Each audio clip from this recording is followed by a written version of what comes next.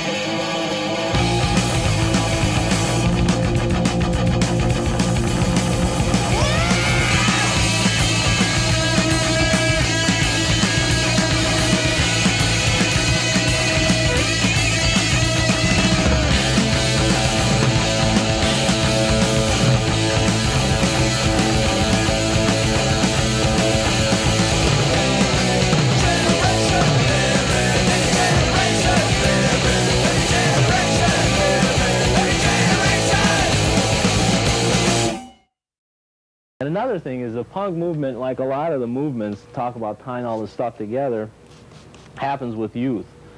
And because it happens with youth, these kids grow up. And by the time they hit 30 years old, they don't want to be angry anymore for any number of reasons.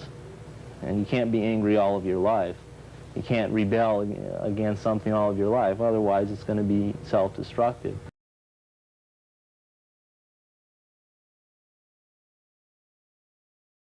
Ladies and gentlemen, I'm here with Jeff Redding. I'm here with Dan Droz. My name is Steve Martin. This is Seattle Today.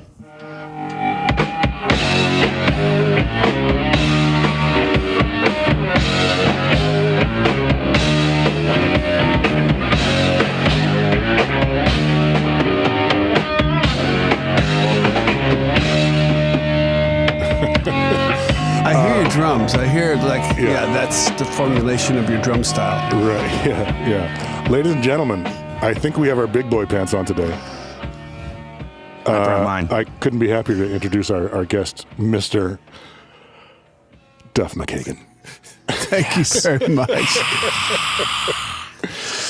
I'm wearing these pants today because I was in a rush today to get my dog out for a walk in the post pelotoning and sweating still from dripping from the shower.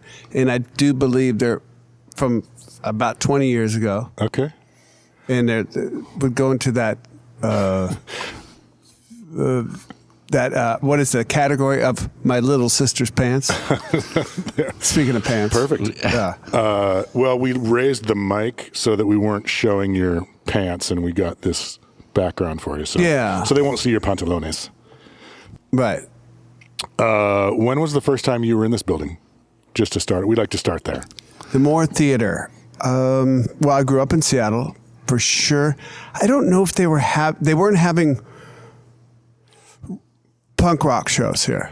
I don't know what was going on with the Moore then, like 79. I saw the Clash at the Paramount.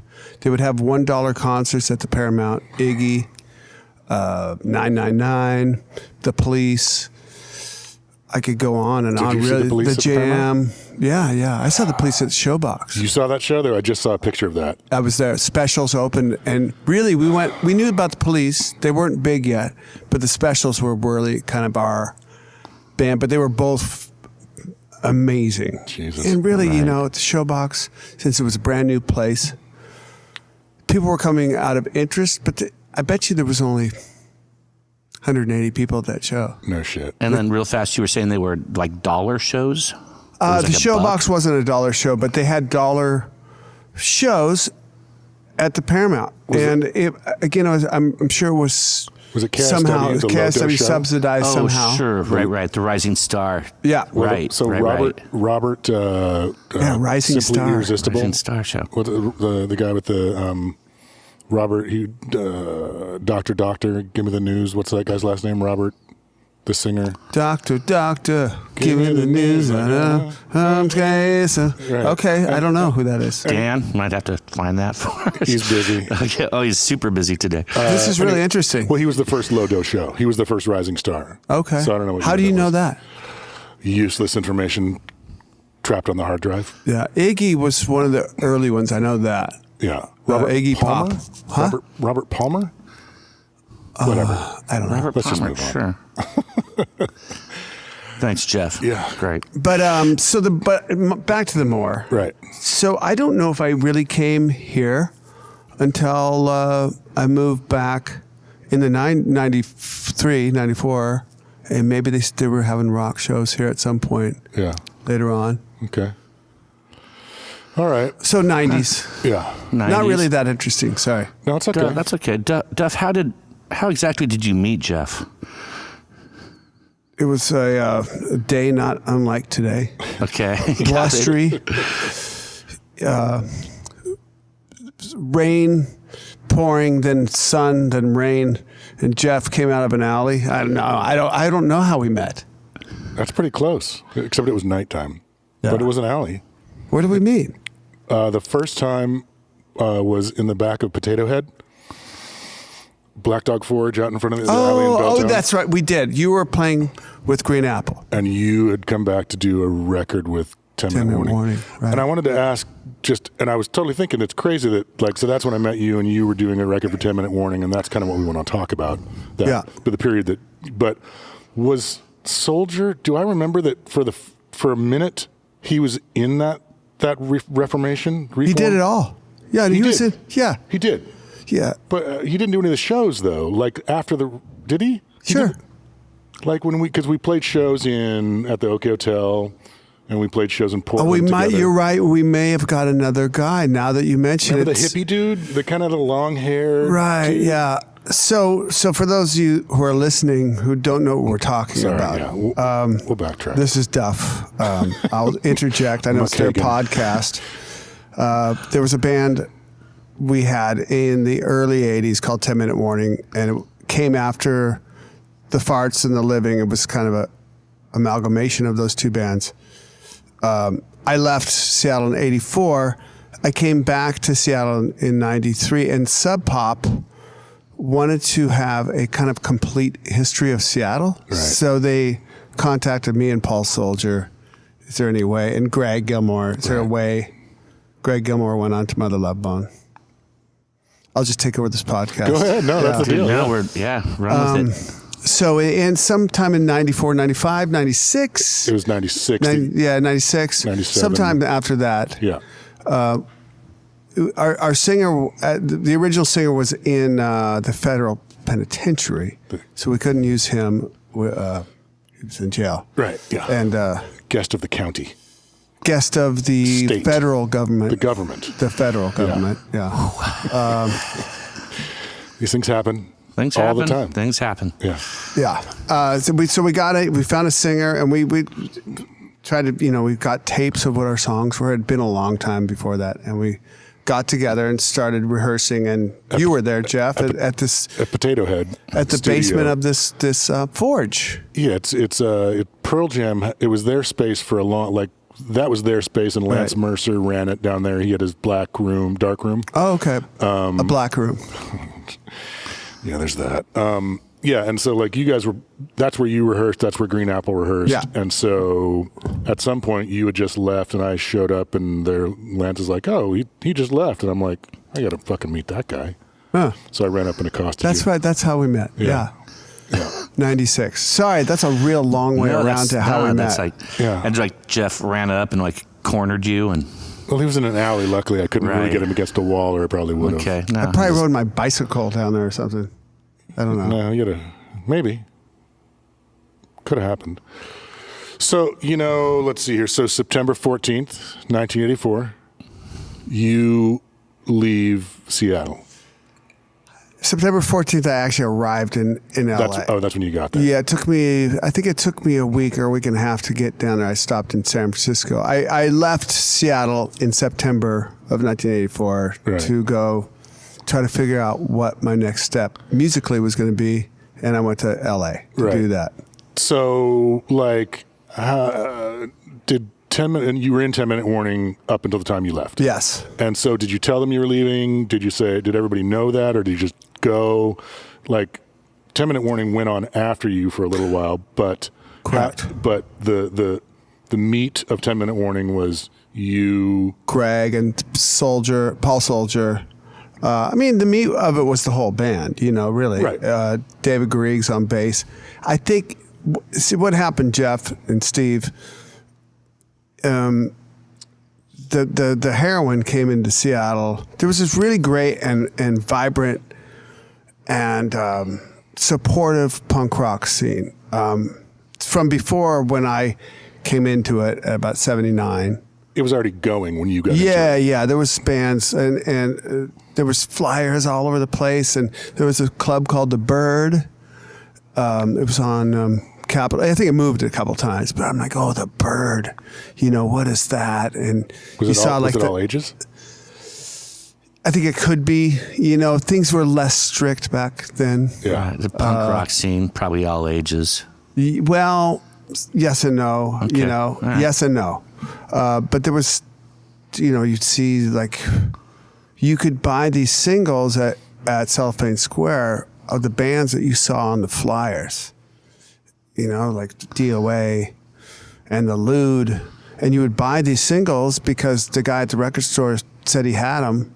And he'd show it to you and like, wow, it's 99 cents or 79 cents or something. Right. And that was everything. You know, you'd listen to those singles, A-side, B-side, A-side, B-side. Right. You know, and then somebody would get wise and make a cassette tape of all the collected singles. And you'd have like 60 minutes of punk rock and, you know, Sex Pistols record, the Clash record, the Vibrators, all these amazing bands, Generation X, and I mean it's just, and then you got turned on to like the stuff before that, which is like Slade, Iggy and the Stooges, MC5, you know, all, Sweet, you know, all this stuff, Suzi Quattro, and you know, everybody in America knew about the Runaways, and but they pieced that thing with Joan Jett together, and wow, she's going to produce this band from LA called the Germs. That's got to be like, it's going to be like the Runaways. It wasn't like the Runaways. It was this really new sounding band that I loved. I loved that Germs record. But my point is, there was this very supportive, you know, I would say drug free, but it wasn't about drugs. It wasn't about anything. It was just about music and you know, from when I got into it and before 79 through, I'd say like late 82, and things like hardcore punk rock. Punk rock started to get more popular. It went from being chased down the street for being punk by jocks to those jocks now from the suburbs coming in and shaving their heads.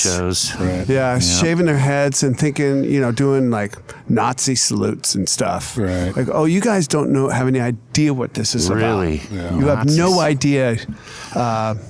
So 82, that started to happen late 82, but heroin came in. And really decimated this town. And I know people know about heroin later on with Nirvana and all this stuff, but there was a real... it showed up 10 years before that. Oh, yeah. And it was very evident when it showed up here. It took out the scene, at least the scene I was in. And everybody around me. And people you and I both know, you know. Which I won't mention. But So by 1984, you decide you're going to go because it's just like you don't want to be a part of that. It's like taking out friends. How long had you been playing with 10 Minute Warning, both singers? You know, like I want to like just kind of work backwards from when you left, because I really think I'm kind of going on this thing that like, and we talked about this the other day about how people who don't know, people who just generally know about Seattle, the Seattle scene, and not the term we would use, but the term the world gave, grunge, they think that it started with Green River. Like that was the, you know, that's the beginning of the grunge thing. Which, and Steve and I talked about this, it's like we've decided grunge wasn't a type of music, it was geographical, because none of those bands sound anything alike, but they all got lumped into this thing. I think what we called it an industry term. I think is what we decided. Industry term. Industry term. Oh, wait, you can use your bell for that. Industry term. Is it? Oh, nice. Fact check. Nice. Fact check. Because we were. No, I mean, anytime you do industry term, you can ring that bell as well. Oh, nice. Oh, industry term bell. Oh, nice. Perfect. Lovely. But I think that actually it started with The Living, The Farts, 10 Minute Warning, those things. And the fact that you left after you started, I mean, you didn't do it single-handedly, but like the thing that you were doing, though, that little strain of bands influenced all these other people. And so I just wanted to talk about 10 Minute Warning from when you left town backwards to when you started that band. When it started. So 10 Minute Warning was formed at a time when you got to really understand what it was like then, like this first wave of punk rock, which was like going and seeing the Clash and 999, the Police, the Specials. 999? I've never heard of that band. Right. Oh man, 999 is great. Yeah, book learn us. You guys don't know that band? No, never heard of it. I got to tell you the truth. I had not heard of them. Oh, they're great. But all these great concerts came through Seattle. The Jam, you know, you name it. And Fear came up here, and there was shows all the Dead Kennedys, tons. And DOA was like our Kiss, you know, and they're from Vancouver, BC. You could go up there and play. You play in a different country, you know. Yeah. Play up there all the time. And the B in the BC was more pronounced back then, the British part of BC. Oh, it seemed more English than Canadian? It really did. And, you know, I mean, I saw the professionals there actually open for him with fastbacks, Steve Jones and Paul Cook. They couldn't get into the States. And Ray McVeigh. Ray McVeigh, of course. Yeah. Mr. Ray McVeigh. Yeah. But they couldn't get into the States. Oh, but they could get into Canada. They could get into BC. Right. Anyhow. Yeah. So you went and opened for the professionals? Yes. The fastbacks? Yes, sir. And Yes, so sir. you hung out with those dudes then? Yes, sir. I mean, I was terrified of their Steve. He walked in, you know, sound check. Whoa. He walked in. And Christ. Whoa. And everything I knew guitar-wise was based on Steve Jones and Johnny Thunders, you know? Yeah. Did you talk to him that day? Probably tried to. Probably made an idiot of myself. You know, we're famous, good friends now, you know. Thick as thieves now. Thick as thieves. And, but does he remember that? He does. Yes, he was pretty high. Yeah. In those days. That was not the sober days. No, not yet. Not yet. But my point is, there was that early punk rock time where it was fun and great and inventive, and everybody was sharing rooms and gear and ideas and riffs, and everybody was accepted. You know, it was like a free for all. You know, there was weirdos and it was great. Yeah. And then the hardcore thing came, and it was all, you kind of became uniformed. You got to play this fast. Right. You got to play this style. The song's got to be about anarchy, and, you know, like, or you're just not cool. And we had like seen a uniform. It was a uniform. Yeah. And go ahead. So before that, so you're in the fastbacks. So we talked about this. The first band you were in was called The Veins. The Veins. Did you make There's a single out there, ladies and gentlemen. There is. Yeah. And the 79. second band you were in was what?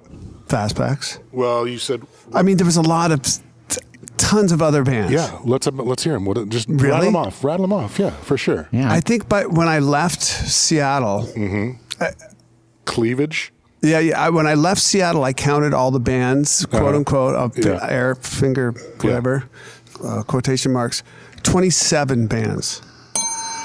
27. Fact check. Yeah, but some of the bands, you know, lasted like 2 weeks. Understood. Right. So pick the you know. I would say the ones I pick that we recorded and was The Veins. We recorded a single. Yeah. We played real gigs. Our first gig ever was opening for Black Flag at Washington Hall in '79. Good first gig. Ron Ray's singing. Wow. Yep. Ron Ray. Ron Ray's. Ron Ray's. Get it right. There's a Ron. There's a little movie called Decline of Western Civilization. He was this Decline. He was in that? He was the Black Flag singer then. Yeah. Oh, he wasn't in the Veins. Sorry. Indeed not. Sorry. No, the Veins. I thought you were I Veins apologize, opened. all you punk rock purists that are listening to this right now. Jeez. They're listening rolling their eyes. Stick with me. Stick with this voice right here.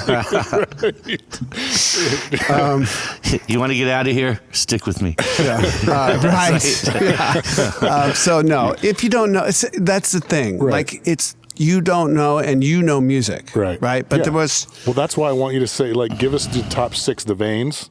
Veins. Yeah, I don't know if there's 6, but there's The Veins, the Fastbacks. We made made a single. It's the first band I ever played drums in. Actually, the first time I ever played drums, period, was at the first Fastbacks rehearsal. Yeah. I love punk rock can do that. Yes, that's so right. many other types of music can't. All other types. Yeah, my first time playing drums was at the practice. Yeah. I love that. Yeah. They had a drum set, you know, and Perfect. the first song we learned was Baby Blue by Badfinger. Nice. So that kind of gave me everything, you know. It was a little tom-tom beat in there, and you know, how to use the hi-hat, and you know, in a couple of days I had it down. It's like, okay, I can play every other song now. Right. It's like snowboarding. Yeah. Once you complete 2 turns, Right. I'm as good as anybody else on the mountain. Right. So Fastbacks. Fastbacks, we recorded a single, and then we were on the Seattle Syndrome. We played a lot of shows. At the same time, I was in a bunch of other bands playing bass or guitar. Right. Cleavage or the Zip Dads. Zip Dads. Zip Dads. I only wrote down Zip because I couldn't get there. Andy Fortier was in Zip Dads Slats. And Scott Dittman, who was the singer for the Cheaters, which is the original No Threes single ever. Kurt Bloch, Al Bloch, Scott Dittman, and I think this guy Randy played drums. But that was one of the early singles. One of the early bands you would see playing the Bird was the Cheaters. And that was, I'm sorry, say who was in that again? Kurt Bloch, okay, yeah. His brother Al Bloch, right, and Scott Dittman, who was this singer who took no shit, by the way. Dads. Huh? In Zip Dads. He's the singer. Yeah, he's no longer with us. Oh, okay. Yeah. So Zip Dads, he was our singer. I remember playing up in... Can I just go off on side stories? Totally. Yeah, totally. We played up at Smiling Buddha, tough club up in BC and off Hastings. And very tough neighborhood, very tough. But we were in punk rock bands. We were tough. Yeah. You know, and but there were some punkers up there that would... Like longshoremen and stuff. They were older than us and had the, spider web tattoos on their elbows. Right. Their names were like Simon Wilde, like, wow. So I think Simon Wilde, or one of these Simon Wilde-like characters, bald head and tons of tattoos and, muscles and stuff. And he would mad dog you if you didn't like your band. And he was mad dogging Dittman when we were playing, and Dittman... middle of the song, after we got done with the song, he goes, what did he say? You want to take this outside, cowboy? Dittman was From a tough... the stage? Yeah, Dittman was a tough guy. He wasn't afraid to fight. That's what it took back then sometimes, but not all the time. Yeah. But so punk rock went from this really fun kind of Wild West thing to like you said, a uniform. Right. The hardcore was a uniform. Right, okay, but like Zip Dads, what else? Fastbacks. Okay, so then at some point in there, I formed this band, The Living. Okay. And eventually got Greg Gilmore to play drums. Found him through an ad, and we put an ad in the Rocket, apparently. I'm finding this all out now. And so for kids who don't know what the Rocket is, it's what we used to call the internet. Yeah, rest in peace, the Rocket. It was a newspaper here, weekly. A weekly, yeah. Okay. Was it weekly or monthly? I don't know. Bi-weekly? We have to double check that. Yeah. So you found Greg in the He answered Rocket. an ad. We had The Living got its starts through a couple starts and stops, if you will. And there was a friend of mine, Todd Fleischman. Again, just another super tough guy. And that had value. He's the guy on the cover of the... He's the guy on the cover of the Living record that's going to come out. He looks like he's kind of a buff dude. Black belt, back then I karate or something. He went on to like world champion. Compete, right? Oh yeah. Ass kick professionally. Yeah. But he was professional when we were 17. Right. And he was your age? Yeah. And did he grow up with you? Like, he grew up. So we played I played city sports. City baseball. Yeah. Little league sort of. Yeah, I grew up near the district. Yeah. It's called Bryant. Yeah. Played city basketball, city football, and Todd Fleischman played football, and his brothers. He had these older brothers. It was just this family of boys that you just would not ever fuck with. They had a reputation around the whole city. The Fleischmans. So I'm on a team with the youngest Fleischman, and the three older brothers are our coaches, and they teach us how to Jesus. We were a small team compared to some of the other teams, and they would taught us when the ref isn't looking to grab a mask and uppercut, how to do this without the ref seeing, and all this other stuff. It's like slap shot.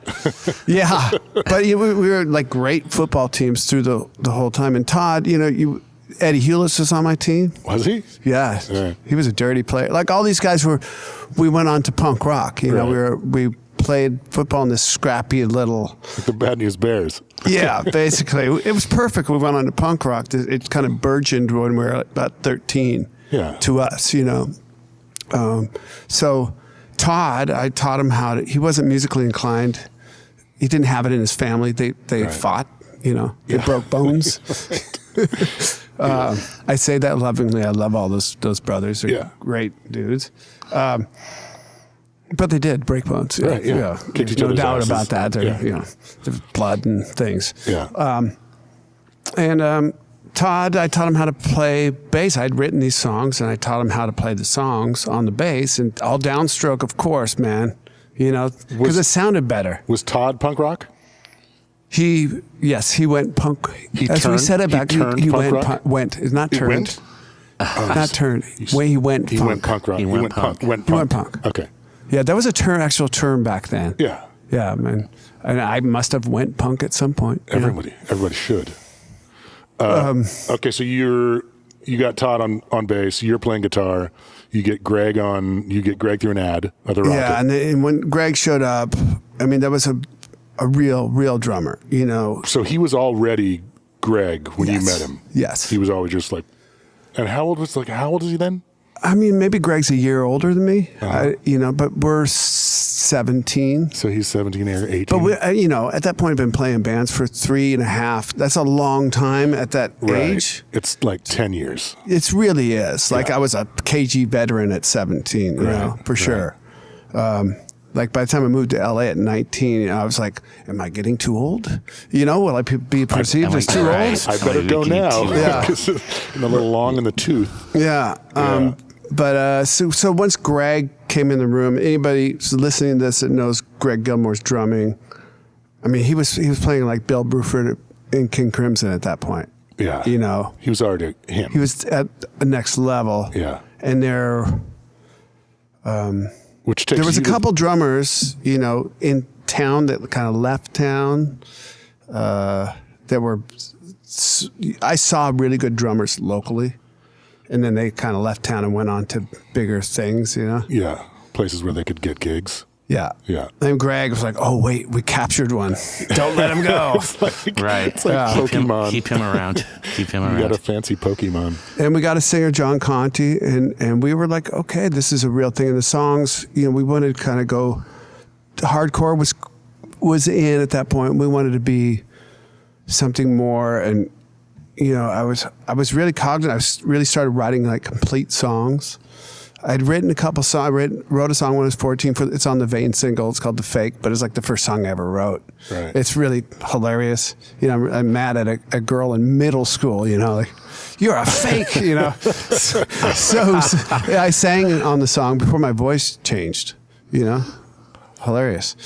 But anyhow, so at 17, like really got into more like politically somewhat woke, but if you listen to the lyrics now, it's like, oh, you weren't even old enough to vote yet. You know, you were just pissed. But you were motivated. Yeah, and drugs creeping in. I mean, there's songs on the Living thing that's going to come out about, you know, kind of anti-drug. Like I went straight for a year. You know, like no drugs. I'd started doing drugs really young. Okay, so what year does The Living start? 81. Okay, so by then, or by the time, and you wrote the songs first and then started the band, or was it simultaneous? Kind of at the same time, you know. Yeah. You could write a song that morning and hopefully have some people to play it later. That afternoon. Yeah. Yeah. Okay, so 81, the heroin's coming in already? It must have been, yeah. It must have been. You're referencing it. Yeah. You're seeing it. It's not crazy yet. It's coming in. Yeah. That's right. Yeah. And heroin's coming in. Like it was kind of some older, like I played in a band. Okay, another band thing. You know, the Thankless Dogs, which was with Mike Refuser before the Veins. Actually, it was Mike Refuser. This was before the Veins. Well, it's what made the Veins. It was the three guys from the Veins and Mike Refuser. Mike Refuser? Mike Refuser. There was a band in Seattle called the Refusers. They were radical. Yeah. Radical. They had like like coffee cans with the fire coming out of them. Pyro, early pyro. Yeah. Homemade pyro. You have to. I love that. Yeah, they had sung. They were amazing. But we were playing in a band with like this real guy, Mike Refuser. He was in a band that was playing the Bird and all this stuff.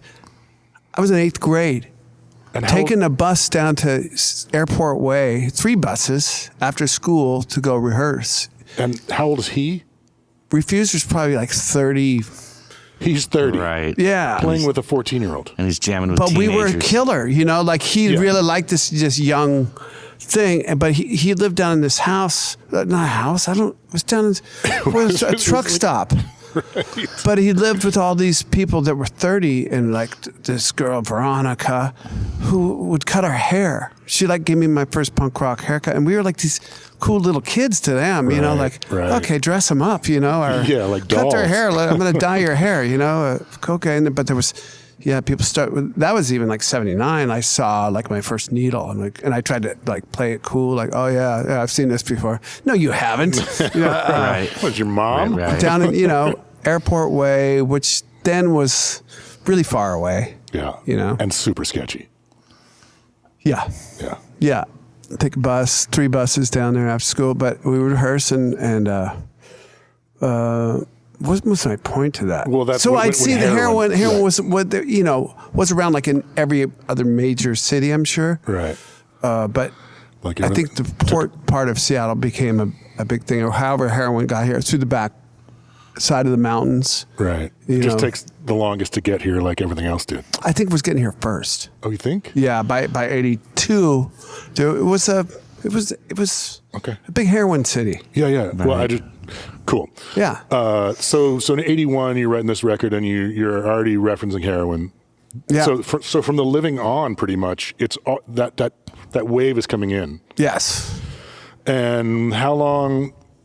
So I played in the Farts at the same time. Oh, right.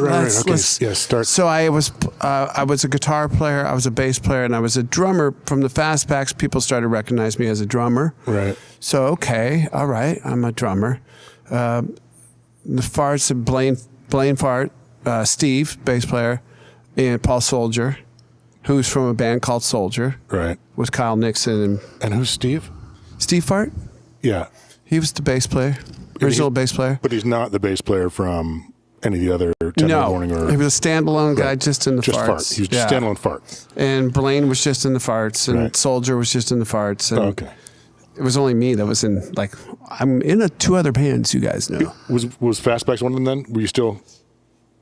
I think sort of. I sort of blind. I'd be lying to you if I said I know exactly what month. Yeah. Right. Is that the lie bell? No, that's when was I still in the Fastbacks and the Living in the Farts? Yeah. I do remember playing a gig in San Francisco with one band and taking a Greyhound bus to Portland to play a gig with another band, with the Farts. The next night?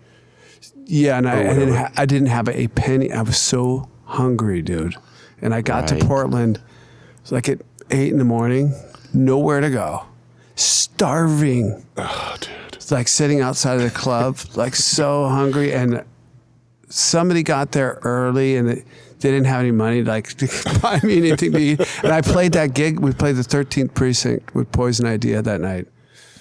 And I didn't have the energy to play. I started dropping the beat. You're bonking. I was bonked. Yeah.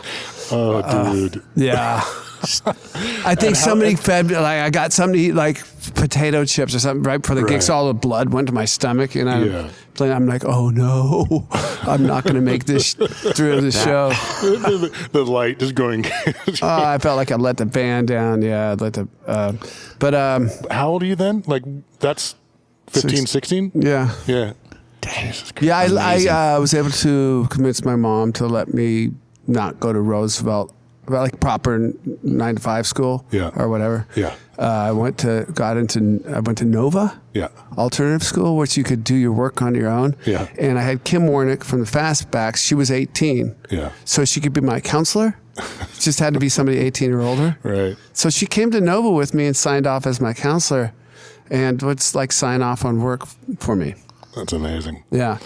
So I was able to go do these like little tours and crap, 17. That's amazing. I had a job, all that kind of stuff. Yeah. Okay, so where do you record this living record? We did a lot of recording. The bands that I was in and around, like the Veins, we did. American Music had this thing. Chris Udding, who was our guitar player, singer of the Veins, he had just gotten like, $1,000 or something from a grandparent died, something like that. $1,000 was like $1 million. Like, whoa, you got like 1,000. 1981, 1979, $1,000. That was $1 million. And American Music had this thing. If you bought this PVPA, and he's like, he wanted to buy a PA. Right. They would give you a free day recording and 500 singles for free if you bought this PA. Right. Comes with the PA. Sweet. So we did all that, and we pressed that first No Threes label single. Do you know about No Threes? That's Kurt's label. But no, I don't. But like, because he has Kingdom Records is his label also, isn't it? I don't know. But Ding. No Threes is definitely his label. And they had the Cheaters single. He had this band from Bellingham called The Accident, who were amazing. Okay. And then The Veins was the third No Threes single. And we would go, he would make up, he knew how to do this, like make the jackets, and that glossy stuff. And they would come in this one sheet thing, you cut it out, cut out a bunch of them, and then you'd fold them, the covers of the singles. Oh, right, okay. So we made the artwork, and he knew how to do all this stuff, put it together, and how to put the numbers on the single. There's a lot to it. Right. And we have these folding parties. Where they don't come pre-put together. You get the record and the stickers and the Yeah. You have to process them. So we'd have like these parties, like Kim and Kurt and Al and like everybody in the band would come, and you'd just fold singles. Yeah. And was the studio was it at American Music? Is that American Music? American Music is a music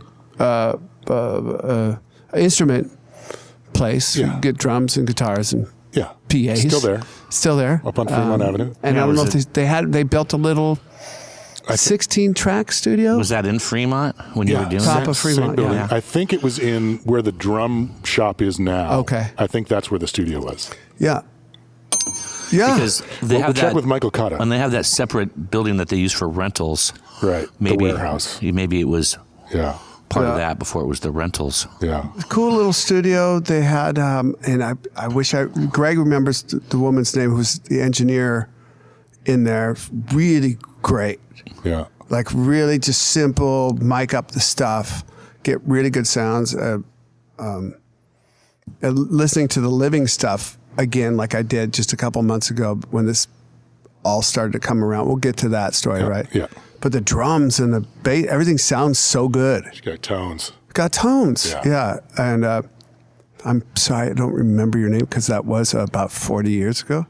Literally. Yeah. It was literally 40 years ago. 40 big ones. Yeah. Jesus, that hurts. Yeah. So American Music, we recorded the Vein single. We recorded 10-Minute Warning, Buried Alive and all that stuff there. Same recorded place. the living record that never became a record until now. Okay, so you record the living record is recorded in 81?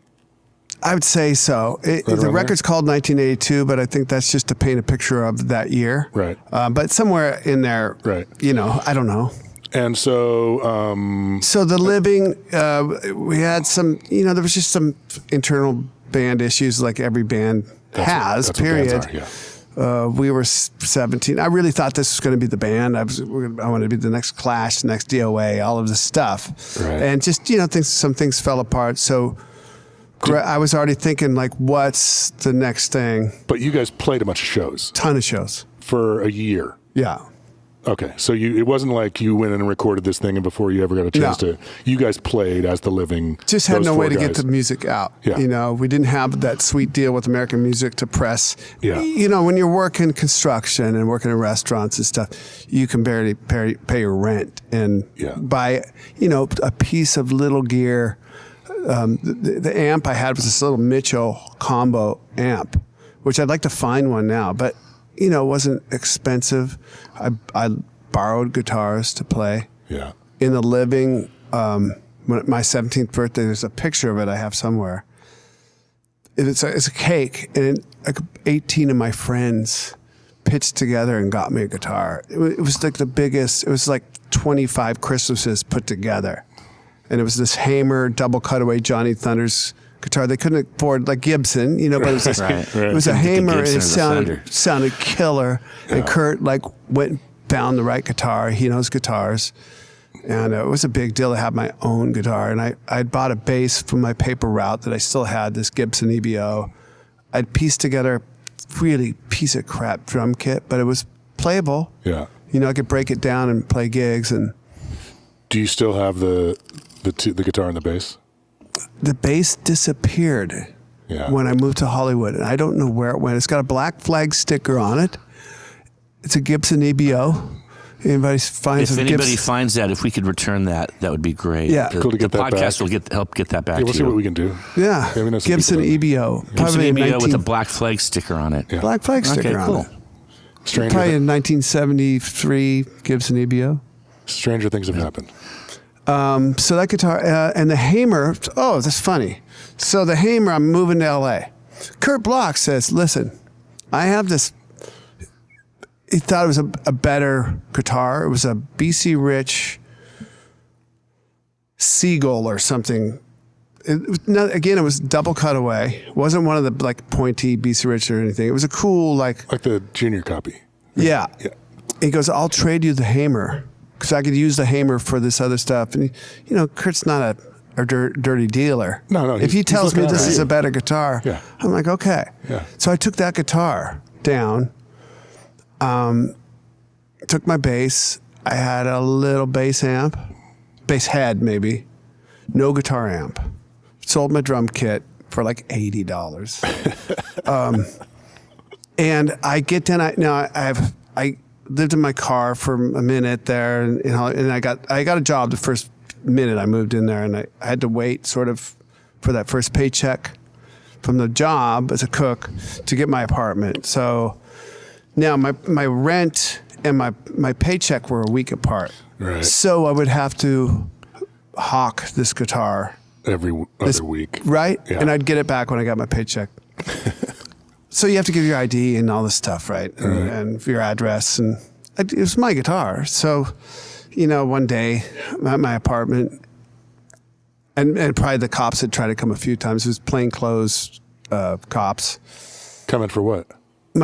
For me, the guitar, they said, they knocked on my door, showed the badge. They're not wearing uniforms, they're in plain clothes. And that you own this BC Rich guitar. I'm like, yeah. May we come in? Okay. I'm like, what? That guitar, and they could tell, I think, just by how young I was and by the way I reacted, that I wasn't the one who stole it, but it was stolen from a music store in Studio City in the Valley. Yeah. Valley Guitar or something, 5 years prior. I went ahead and hawked it 5 or 6 times. Like here I am, here's your guitar, and here's the guy who has it. Serial number and everything. So it was in the... So Kurt had a stolen guitar? He didn't know it was stolen. No, but Kurt had that, like... Yeah. Yeah, he had traded for this guitar or some, you know, and I ended up with it, and they just took it. So suddenly I'm a bass player.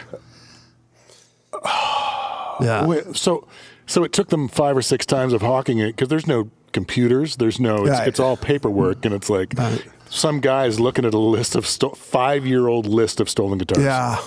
Just your luck. And the guy I had a phone at my apartment, and so I think these cops generally felt bad. You know, I'm not living in a very high dollar apartment. You know, it's a single room, and it's got cockroaches, and it's got bars on the windows. And is that really sort of when you became a bass player?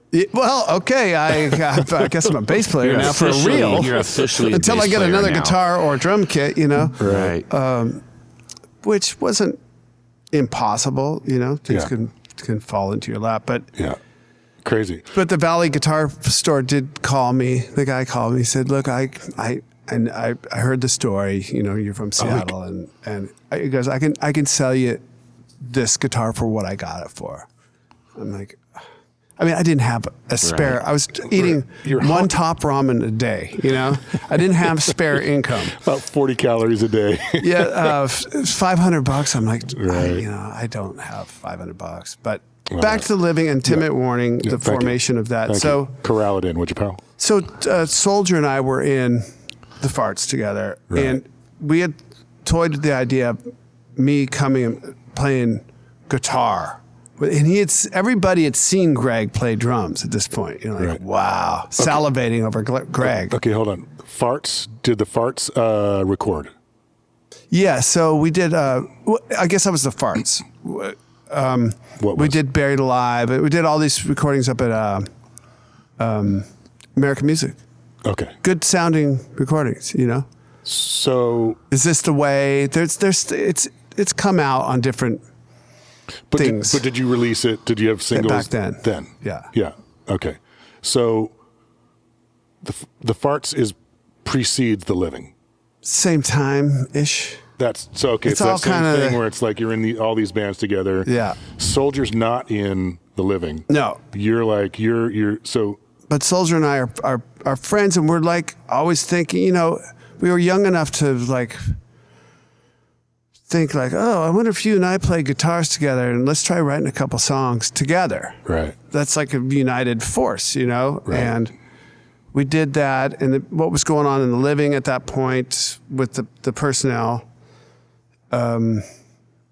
was getting kind of dire there. There was some things going on. I don't want to get into it at all because it doesn't matter. Yeah. But you know, it's like, okay, what else can I do musically? And I wasn't thinking the living was going to go away, but in the spirit of me playing in a few bands at a time, Paul Soldier and I started playing guitars. I remember I was still living with my mom, so I had to be 16.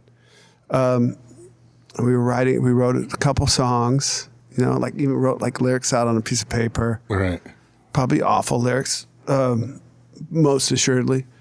16 or 7, I don't know how old I was. But then whenever the living kind of stopped and 10-Minute Warning started, that's when we got Greg Gilmore in to play drums. We got this guy, Dave Garrigues, who, if you listen to the bass playing Dennis on the first Alice Cooper record, that sort of meandering, that's what David played like then. That was his record, and that's what he played like. So we had this bass player, like he had a Mosrite bass. He had even that sound, you know? Yeah. A lot of downstroke. A lot of downstroke. Just a lot of movement. Okay. You know, in a lot of, the bass is super bass heavy. This first couple of Alice Cooper records. Anybody who knows Alice Cooper, the bass was like this meandering. Well, those Mosrites, the guys who play those do that. I guess maybe. I don't know. Yeah. Anyway, yeah. So you had Gilmore. You had this bass player, David. You had Soldier, who was already like, you know, he could play leads and stuff. You know, right. Like leads. Not just Johnny Thunders things like I could play. And we had Blaine Farts was the first singer of 10-Minute Warning. Right. We graduated from that at some point to this guy, Steve Beowulf. Right. Who had like long hair. He was a punker, dude. We were already like going, the music was slowing down. It was kind of anti-hardcore. That's really, if you want to like think about later on, like the bands that like slowed things down. I think it was real. I mean, maybe 10-Minute Warning was the first band to really do that, at least in my universe. So the transition from Blaine to Steve was, we talked about this. It was a conscious decision to be like, you'd said that the scene had sort of turned. Yeah. And so we were gonna turn twice. Well, it had turned like the uniform and the Nazis showed up and you were like, okay, that's not us anymore. We want to be ahead of the curve. And so you get this Steve guy. Yeah, he was Steve Swad before. He was like punker dude, you know, spiky hair, looked like Sid Vicious, you know. And he suddenly came out of somewhere, you know, jail or something, you know, and his hair was all long and he had like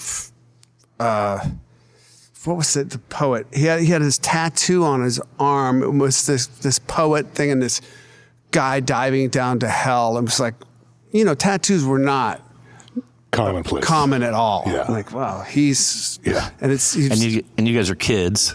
Then he went to Steve Verwolf, like his real name, and that's even more evil. Totally. And he had a pair of leather pants and no shirt, no shoes, and that was just Steve Verwolf. That was the thing. Whoa. And he was quoting, poets, and he was really doing a lot of reading. And like, you want to be the singer of our band? We don't know if you could sing. It didn't really matter. And that version of 10-Minute Warning for a minute there was really badass. Yeah. And we really we just slowed. We wanted to kind of just put up. If you're asking me, like just kind of put a pole in the ground, like a marker. Or in the water and turn 180 degrees against everything that was going on. Right. And that was a conscious decision. Yeah, it was a big fuck you, We're going to be musical and we're going to explore. And we had this drummer, So we were like, Greg took me to go see King Crimson. I was like, oh, wow. Not that I could play like, not that we wanted to be like King Crimson, but we were expanding out on other things. I was listening to a lot of Prince. It sounds like you guys were getting better as players too over that 3 years or whatever. And sure, so that probably led to some of what you're talking about. Yeah, well, and it also sounds like when you got Steve, like the 10-Minute Warning was like, you guys were all the best at what. Yeah. At the time. I think so. You had a great drummer. I felt so anyhow. Yeah. You had a great drummer. You had a great bass player. You had you and Soldier. I mean, that band right there that's next level. Yeah.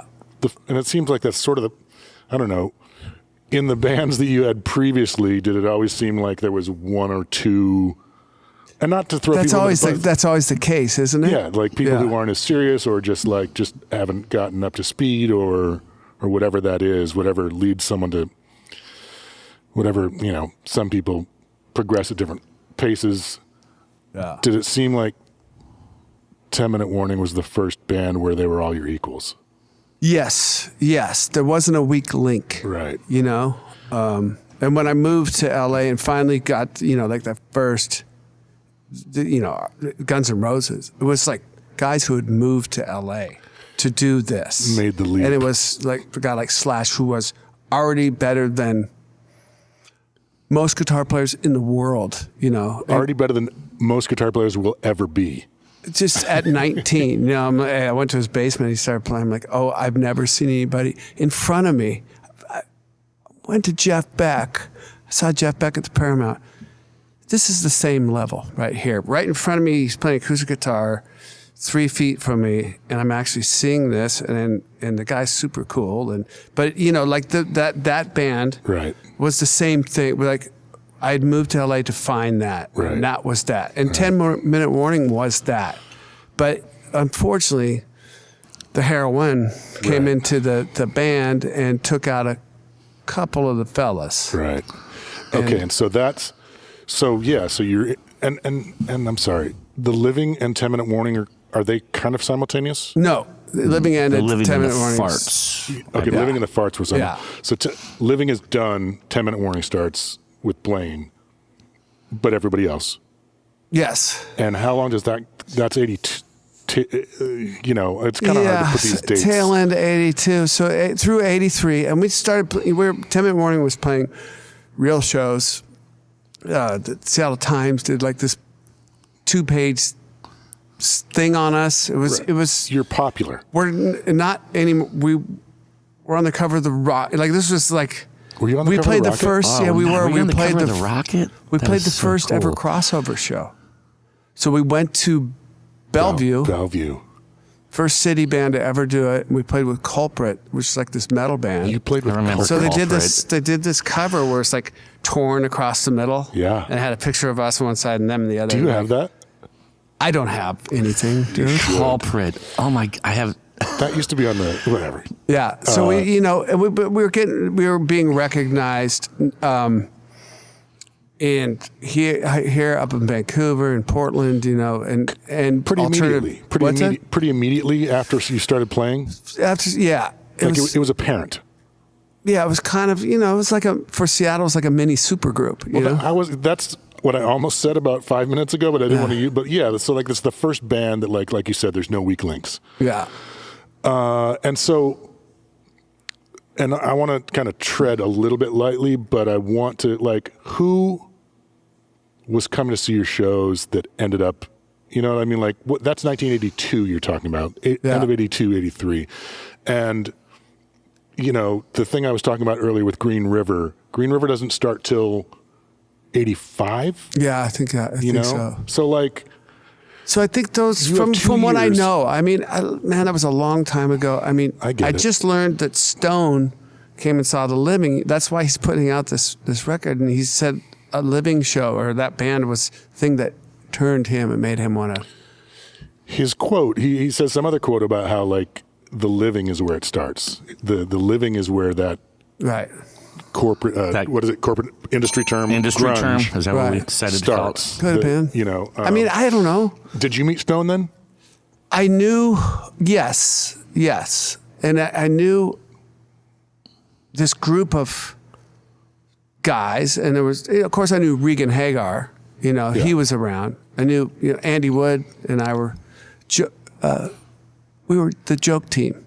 You were? Yeah. We had me, him, and Loud Farts, the original drummer from the Farts. We had, like, we should have written a book of jokes back then. We had as many jokes as, you know, I tell jokes. Yeah. But that didn't just start a couple of years ago. It started a long time ago. That's foundational for you. It's foundational. But there was a lot of, like, the guys coming from the islands, which was... Right. Regan and Andy. His brother. Andy's brother. Stone was... in the neighborhood. He didn't go to my school. I think he went to a Northwest school or some other school, right? Right. So then all these, punk scene, and that allowed for all the kids from different schools to get to know each other. Yeah. And you were hanging out with older people too. So it was like this... Like grooming in a positive way. Nice. Yeah, in a positive... I wouldn't use grooming. I know, but but you used to use that word in a positive... Not you, but that used to be a positive term. Now it's not. It was one of the rare things. It was the first thing that I could think of that led all these groups of kids from all over the city and the Northwest kind of meld together. Right. You know. Do you remember a place called Guerrilla Gardens? Well, there's Guerrilla Room to begin with, which was before that. Okay. And then there was Guerrilla Gardens with Guns. We played our first show ever. We opened for the Fastbacks. Really? Yeah. Because it was like, I think you went down this large hallway, and there was like punk rock on the left, rock and roll, or just rock on the right, like these two different stages. Does that sound... The only time I played there went there is when I played there. Okay. Yeah. Okay. Which is 85. So you're meandering. I'm meandering. Oh, no, you're not. He meandered. He just asked me if I... About Guerrilla Gardens. He didn't say anything about that band you used to play in. That band I already did. It's all right. It's fine. Well, because... But Stone and Mike McCready, they had the band Shadow. And so did you play shows with Shadow? No, I went and saw Shadow, and then I... Oh, because that's later, though. That's like you, because you were living in Los Angeles. No. I thought you... Shadow, 84. Oh, okay, so you saw them here. Yeah, I saw them in Seattle. Oh, okay, I thought you meant, because you saw them in Los Angeles also, right? True, yeah. Yeah. But they were like, Shadow was like kind of like, they looked like Aerosmith. They were cool. 1984, yeah. It was super cool, and they were really nice guys, and they're, Mike. Still, and, Chris and... No change, just these nice guys who could really like No chains? What? No chains? No change with Mike. No change. Oh, the same guys. Yeah. Same guy. No chains. No chains. No hairy on the chest. That wasn't the look. No. But I think there was probably a lot of guys around that saw those shows, and I've heard about it after the fact. Yeah. And I don't. It's not for me to say who came to our shows. I know, and that's why I'm like tread lightly. I'm not trying to draw a straight line or anything. No. But I think people that were there who came up in that scene kind of know what happened and know what the natural progression of bands were to then, grunge became this big catch-all word, and Seattle was this scene. Industry term. Seattle was this scene that became world popular. Yeah. But if that wouldn't have happened, it would just been in this. We're trying to now find the lineage of this thing, and it was just Seattle music progressing through punk rock, through hardcore, out of hardcore. What's next? There was crossovers happening in music. Right. The Accused was this, I think Motorhead's responsible for the crossover that happened. Yeah. And you're saying what you just said was that people who are here know whatever, and what I'm vaguely attempting to do is everybody else should know also. You know what I mean? So finding that lineage, finding the, It's a cool lineage nobody knows about the before. Right. And so, if you want to talk about records that came out, Sub Pop started in about 84, the first single maybe was 84, 85. Bruce worked with me at Pavitt, Sub Pop, industry term. Bruce Pavitt. Co-owner. Industry guy. But he and I worked at the same restaurant. And he had a column in the Rocket called Sub Pop. Okay. He would talk about indie music and stuff. And wow. So he then went, the conversation was had. Right. I'm pretty sure in my mind's eye that, he said, I'm going to start a little label. I'm going to put a single out on Sub Pop. I'm going to call it Sub Pop, the label. Well, and so this is that's the direct line right there between you. And I just think it's super important. Homestead came up here and started finding some bands like the U-Men. And Homestead Records, do you know that? I don't. I remember the U-Men. Homestead Records, industry term. I definitely remember the U-Men. TM. So that's Charlie Ryan was the drummer. Now also, was it kind of odd because, remember you mentioned Culprit? Yeah. So do you remember Q5 by chance? These kind of say more mature rocker guys, not really the punk scene, but it feels like they were kind of doing shows maybe at the same time. From here. Yeah, based out of Seattle area. Right. Yeah. I don't remember Q5. Okay. What about the Heats? The Heats? The Heats. Yeah, they were older. They were new. They were playing. So it's a big difference. There was these bands that were playing a lot. They were playing over 21 clubs. Oh. They were playing sets of music. Like three sets a night. You know what I mean? They would covers. put a lot of covers in there. And the Heats, the Allies, the Cowboys. Right. They were in that whole other echelon, which, if we could get this. Didn't really cross-pollinate. Didn't cross. Yeah. Yeah. Is it mostly because of the all ages and over 21? Probably. Yeah. They're making a living. They're making a living. You guys aren't making a living. No. And we're playing all original, and they were, quite a bit older than us. I would say, 27. 8. They were 8 years older than us. Which is dude, when you're 17, 25 is 70. You guys are sitting around going, whoa, those guys are almost 30. Yeah, totally. Yeah. Well, I remember asking Stuart Dahlquist one time, because he's 3 or 4 years older than me. He was the bass player in the Hungry Crocodiles, the band that, you know. I know. Yeah, duh. And he was about to be 30, and I was like, fuck, I didn't even want to talk about it. I thought he'd be sensitive about it. Wow. And I was 24. Right. Anyway, sorry. If I nod my head, it doesn't do well for the podcast, does it? No, it's fine. Why? You're on camera. Really? We catch the nods, yeah. That's you right there. And there's actually a one over there, I would have too. dressed for it. Yeah, Yeah.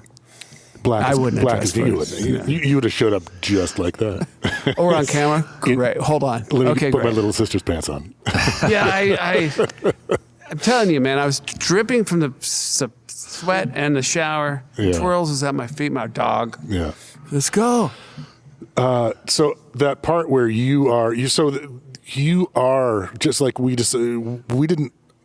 Sorry, when Regan was on here, I knew a lot about Regan. I had no idea how foundational he was. Yeah, he was there from the beginning, 1980 or whatever. People. I didn't even know that you were from here in 1988. In my first band, I told you that my buddy Al, the bass player, oh yeah, that guy's from here. I'm like, what? He was in a band called The Farts. It's oh, crazy. So, I think a lot of people, now everybody kind of equates you to Seattle and that you grew up here and whatever. But it's like the fact is that you were foundational in a way, but then you left, and it's just crazy that you were able to. I don't even know what I'm saying. I mean, when the scene here broke, when Sub Pop and Soundgarden, like I went and saw them at the country club in L.A. I'm like, yes, a band from my scene. And so you knew those guys already. Yeah.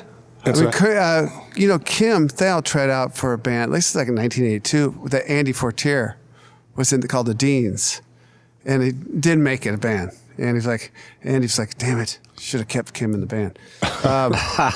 Okay, so you knew Kim from then. Yeah, and Chris was around for sure. And Chris and I are the same age. Right? Did you play? Was he in bands? Not yet. I think he wasn't quite ready to. But he was around. Unleash. And you knew when you went to show. He was. And Susan Silver ran the Metropolis, which is this great club. Do you guys know about that place? I was never there. I don't think I went. No, you wouldn't have been. I don't think but I went. know about it. It was so great for our scene. Yeah, I think it was like folklore by the time I was like really old enough to. It was so great for the scene. Where was it? Oh, down in kind of that triangle. In Pioneer Square? Yeah, that triangle right before you. This side of it. Like where the Swan Cafe was? I don't know. I've walked down past it before, like, oh, wow, this is where the street. It's one of those odd little streets, but it was down there, Pioneer Square-ish, just before Pioneer Square, north of. Yeah. Depends before, whether you come from Tacoma. Right. Or the Fend. The Fend. Yeah. So Susan Silvers ran that place. Yes. So I got off track, right? Well, we're talking about Cornell, and like he was. So when Soundgarden went at that, I think they played down there in '88. I want to say. Okay. '88, and then Alice in Chains. And that's exactly kind of what I wanted to like. So talking about, but Chris, Mudhoney before that, like, all right, I knew Mark. Mark was in Mr. Epp. And did you play shows with Mr. Epp? Yes. Who? 10-minute warning? I don't know. One of them. Sure. Yeah. They played in Metropolis, but, and around. They played, there was a bunch of little shows, and we would rent union halls and all that kind of stuff. And did you know the guys from Alice in Chains from before? No, they were from Tacoma. Right. But I knew the scene. My point is that I knew that scene. It was a scene, what can't be lost. I left because of the heroin around everybody I was around. Right. But the scene was, like I said, it was so supportive, and there was really original bands here. Right. Not like when I moved to LA, like bands would not support each other. Right. Musicians like you were like your own camp. Right. They'd flyer over your flyers, other bands would, and like, this is fucking bunk, man. Yeah. Like there's no support here, and I had to like learn to be sort of this other guy. Okay, this is our band, this is our gang, Guarded. Fuck you, everybody. Right. But up here was just different. I knew, like, I was, when things up here started to, quote unquote, break, Sub Pop, I was on their... the Singles Club thing? Yeah, Kim worked there, gave Kim a job. I'm like, great, a label that can have jobs for people. That's cool, number one. And then these singles, I think, first single I got was Tad. Yeah. I knew that, I knew him. There was I know that guy. And it was really cool to see like Soundgarden, like playing this country club, which is kind of, 800 seater or something. Yeah. Like rad. That's awesome. And people were down into it, like super into it. And were they the first band to come down? Pearl Jam came down and I think played the Cat House in like 89 or so. That'd have been Mother Love Bun. Okay, when did Pearl Jam play the Cat House? 90? We got to fact check that because I played drums with them on Sonic Reducer. Yeah, it would have been. Andy died in 1990. I said Pearl Jam. Yeah. So. Oh right, yeah, right. So it couldn't have been before that. Mother Love Bone came down to record their record in 89. 89. Yeah. And I saw. I saw Andy, or I saw Greg, or Greg and Andy, or something when they came down to record. Did you guys hang? Yeah. Oh, I want to go back just for a second because I want to pick this up. You and Andy were buddies from Malfunction. Yeah, like because Malfunction would play shows with 10-minute warning. Is the Metropolis the one with the sheet in the back? In a 10-minute warning? Yeah. That was our sheet. That was your sheet, but that was the Metropolis? Yeah. Okay, I've seen tons of pictures It's of a that. parachute. It was your parachute? It's our parachute, man. It was 10-minute warning's parachute. We were starting to branch out, dude. Little With production some value? Production value. I was just say production value. Greg Gilmore was Now, Soft goods? were you guys hardcore? Like, hey, you can't use the parachute. Probably not. No. We were a Seattle band. So yeah, you need to use this. Well, I think I've seen pictures of Malfunction with the parachute, so it must have been at a 10-minute warning show. Maybe. Yeah. Maybe the same show. Do you know what they would call that now, the parachute? Soft goods. Scrim. A scrim. Oh, it's a scrim, Good job, right, Jeff. right. Well- Jeff just learned the term soft goods today, and now he's trying to act like he's a production value. These are called expert. soft goods. Soft goods. Yeah. I didn't know No, that. Scrim. You're totally right. Nice. It's a Scrim and psych. Yeah. Scrim and psych. Nice. Yeah. So there was a bunch of little places. So there's a place called the Gray Door that my buddy Donner had. It was not a licensed club or anything. Right. He lived there and he had shows. He built a stage. We built the stage and Right. and all kinds of gigs were had there. And that's the first time I think I met Malfunction. Was it one of those? Yeah, 83 The Gray Door? Yeah. into 84, sometime in there. But Andy was. They were really funny guys, and their Yeah. band was fucking amazing. Yeah. You know, in that they were like wore makeup and all of you on the left side, I want to hear. All right, and there's one person there, you know, like So good. all right, okay, all of you know, like he's taking it like there's 20,000 people there, amazing. Right. No, he's going big on every show, regardless of turnout. I love that. Yeah, I love and that. the turnouts were never anything. Understood. Yeah, It was part of the.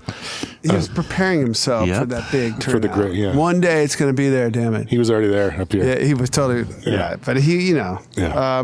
And there was a lot of good fun back there. People like that. Kurt Bloch was just, you know, he still is like an amazingly humorous guy who looks at the world just a little different and kind of probably better than the rest of us, you know. And he was always like that. He's got it sorted. Yeah, if you hung out with Kurt back then at 79 and stuff, like, whoa, okay. What else, Kurt? What guitar should I play? What should I listen to? Right. Great. Right. Okay. What Susie Quattro record? You know. Right. He'd make you a tape. And then he eventually started the Young Fresh Fellows.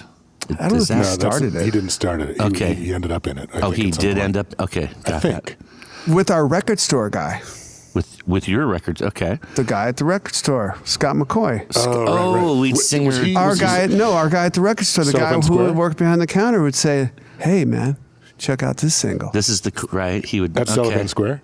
Cellophane Square. Yeah. That was Scott McCoy? Scott McCoy. The one you were talking about earlier? Yeah. Oh, you dropped that name.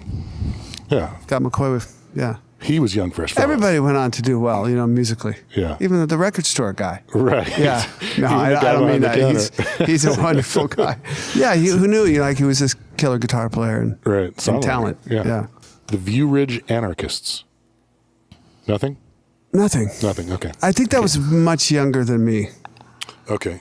Regan seemed to think it was older than Regan. Me and Regan are the same age. He doesn't know that. Somehow, so anyway, it doesn't No, okay, I think now that you say that, View Ridge Anarchists, but come on, dude. View Ridge Anarchists? Is it one of the 27? Kind of an oxymoron, right? Is it one of the 27 bands? View Ridge is like, yeah. It's the fancy neighborhood. I mean, it's not the fancy, but it's not unfancy, you know? Right. Right. There was no gangs when I was in punk rock. None. Except in LA, when I went to LA and played, and they were like, who are those guys dressed the same? That's the Lads. What's the Lads? LA Death Squad. It's a gang. I'm like, a punk rock gang? Yeah, a punk rock gang. Are they packing? The Lads, LA Death Squad. Yeah, it was real. Yeah, there was like punk rock gangs. That's a whole nother story. If you want to know about that, read a book called Disco's Out, Murder's In. Okay. Yeah. Got it. No, I have a super important question. Book recommend. I have a pivotal question. Okay. You guys are sitting around, you're jamming, you're at practice. How do you come up with the name The Farts? I was before me. There's a circle around the A. Okay. You know, anarchy circle. Oh. Got it. But what you're saying is you came into the Farts. There was Loud Farts was the drummer before me. Oh, really? Yeah. Okay, so there was already the Farts. Yeah. And what happened to Loud Farts? He's around. His wife is my dentist. Okay. Yeah. But what happened to him at the time? I think he was just out. He's just done. Yeah. Yeah. Well, I mean, him and I were good friends. Like that wasn't like animosity. No, like I took your job, man. He was like, "Hey, you want to be a fart?" Yeah, and it was, so I was in a hardcore band. So me to know hardcore, I was in it. Right. At the beginning of it. And that's the Farts. Yeah. Okay. And which record was it that the guys from the Beastie Boys came up on you and you're like, they had was it the Farts or the Veins? Didn't they have I read in their book that at some point they ran into you when you guys were both Yeah. I forget. I think you might have read that in his book. Yeah, in their book. Yeah. So I don't know. Because they were a punk rock band first. Yes, they were, but that was much later. That was a little later. But they had one of those records. The Farts was kind of known, it was a known thing for hardcore, in the hardcore period. Yeah. Actually, listening to you guys today, I understand why it is so hard to get players in the same room at the same time, because you guys are all in 6 bands You're all in 6 bands at the same time, and then when you decided to move out of Seattle, was it rough for all those bands that you were in? They were like, at that point, I was just in one. That's why that's the next piece of levity, or not non-levity. Actually, that's a next piece of that's how serious 10-Minute Warning was. I was in no other bands. Right. Oh, that's how serious it was. You're right. You were done. Quit them all. You quit them all. Just they all. Was in that this is what I'm doing. This is what I'm doing. This is the one. Band. So this is the one. That was your prototype. Yeah. I mean, I thought this was gonna be the one. We were kind of king of shit mountain in Seattle, at least, Right. Well, and so perfect. And did you like Steve said? How devastated were they when you left, and who replaced you? Do you know? I think a couple of guys were just too high to know. Oh, it was at that point. Oh, was that thing? Yeah. Oh, got it. And so, go ahead. No, I'm just so. I was pissed. I was pissed. You were bummed that it. Right. And so, how? How far into it? Well, I guess we already know. In '82, you're starting it, and by '84, there's heroin in the band, and you're I'm out of here. Yeah. And that's when. And did you kind of percolate on Los Angeles for a while that was going on, or was what? I bought a car, $300 Ford Maverick, slant 6 engine, and the old guy I bought it from, on Beacon Hill, said. I said, can this car, how far do you think it can go? I can go to New York. So I was like, okay. I can make it to LA then. Right.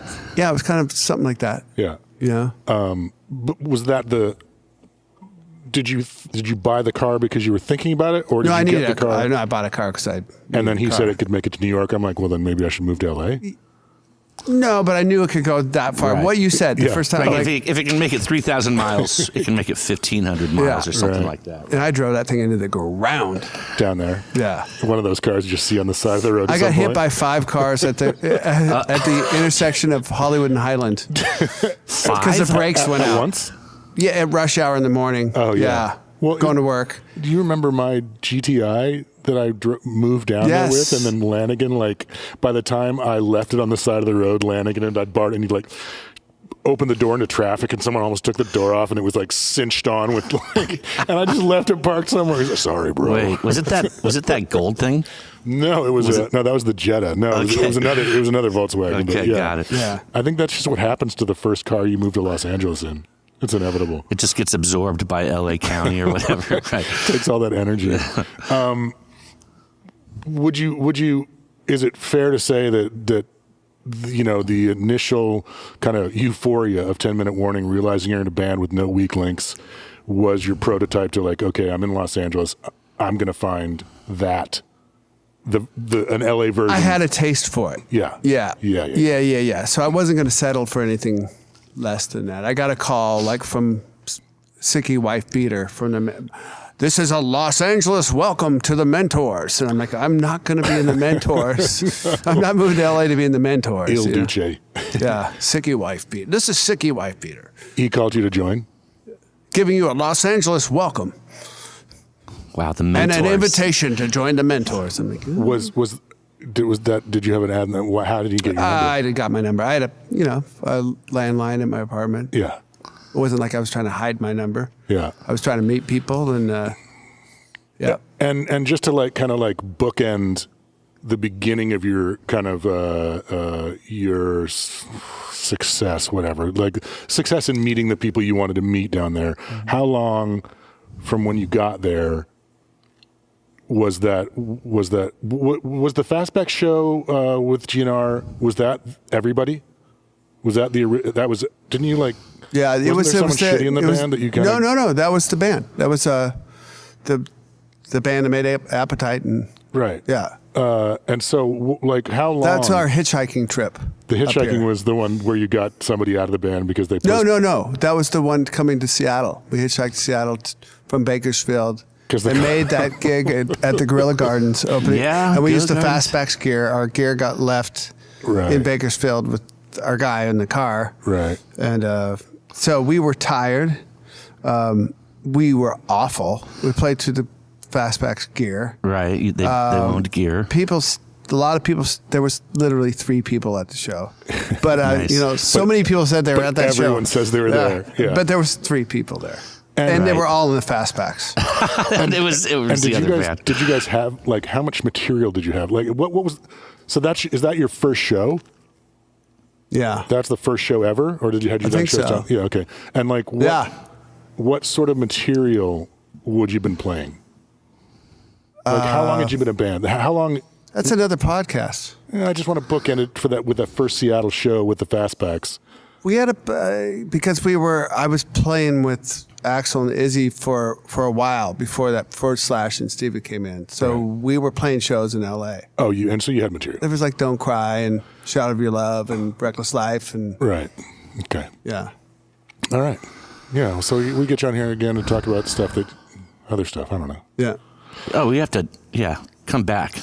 There's too many stories. If you enjoyed yourself, yeah, you could do us another favor and come back. Yeah, I'd love that would be awesome. I live for it. You know what I'd love to do is come back and do your podcast again. Jeff called me last week. Hey, how would you like to do a podcast? How would I like to do a podcast?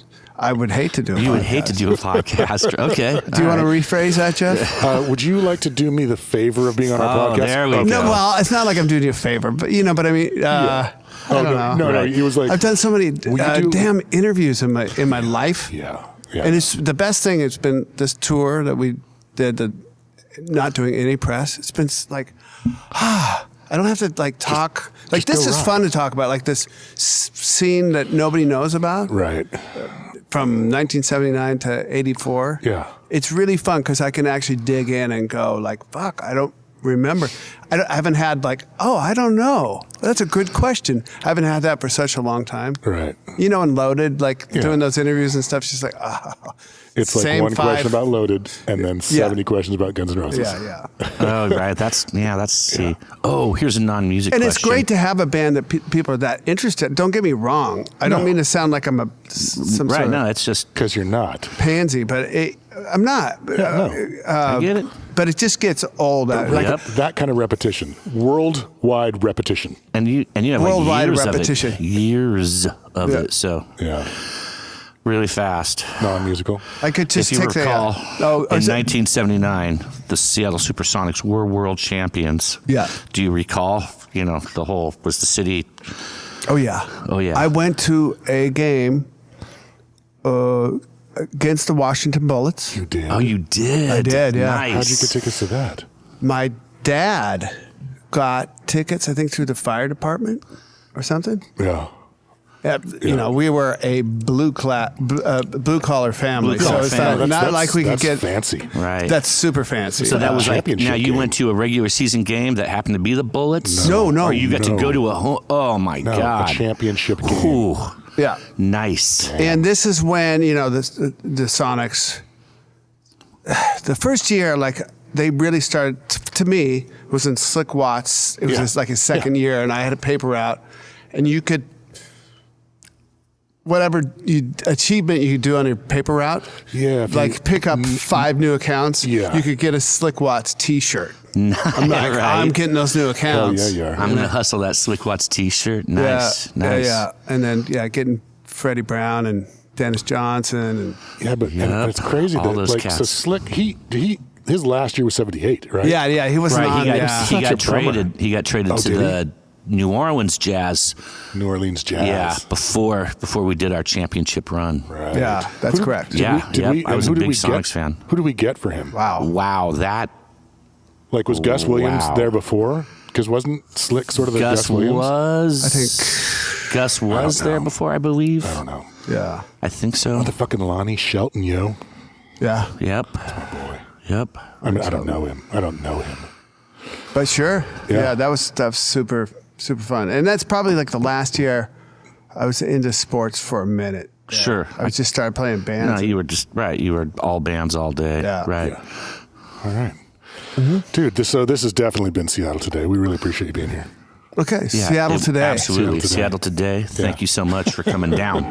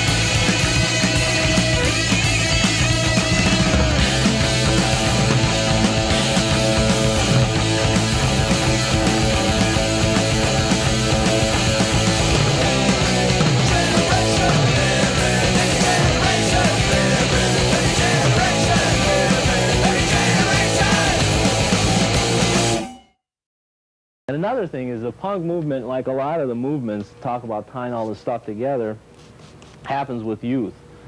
And because it happens with youth, these kids grow up. And by the time they hit 30 years old, they don't want to be angry anymore for any number of reasons. And you can't be angry all of your life. You can't rebel against something all of your life. Otherwise, it's going to be self-destructive.